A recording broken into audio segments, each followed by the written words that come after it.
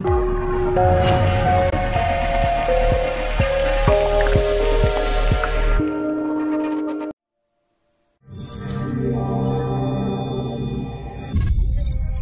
mean, if you say what is the one thing ultimately is the two countries sitting down and sorting out the Kashmir issue. That's the one thing. I mean, that's the core issue. Everything stems from there. There is a solution to every problem.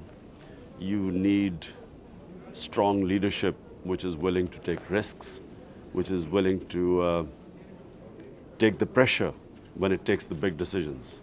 And that's what leadership is all about. You know, for Manmohan Singh, it's difficult now with the elections looming ahead.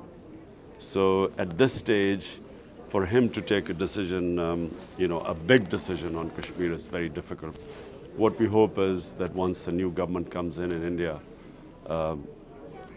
and with a new mandate, and the beginning, the honeymoon period is the best time to take big decisions. From Pakistan's point of view, Nawaz Sharif, this is the third time as Prime Minister. We have supported him. Actually, the biggest problem in Pakistan is terrorism right now, dealing with the militancy on our western border, with the Taliban, with the TTP. And the entire political leadership, all of us backed him for negotiations. And unfortunately, he just wasn't strong enough to carry it through. So the answer is, I'm not very hopeful. I would like to, we would back Nawaz Sharif if he takes big steps towards peace and settlement of the Kashmir issue. But the past record is not doesn't give you a lot of confidence. Pakistani, I feel that those responsible for that outrageous terrorist attack in Mumbai should be brought to justice. Yes, the answer is yes, I would want that to happen.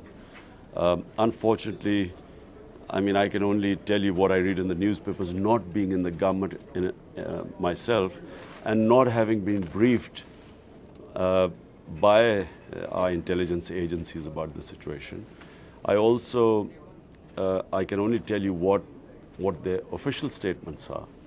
And the official statements are that, you know, they have nothing. They have repeatedly asked India for more proofs, and they don't have enough proofs to convict the person in court. I would like to see one day where India and Pakistan can, if they have complaints against each other, Pakistan has its complaints, they can resolve it. They have that mutual trust whereby you can just trust each other's governments to make sure that anyone who creates any sort of trouble in either countries is taken to task, put behind bars or brought to justice.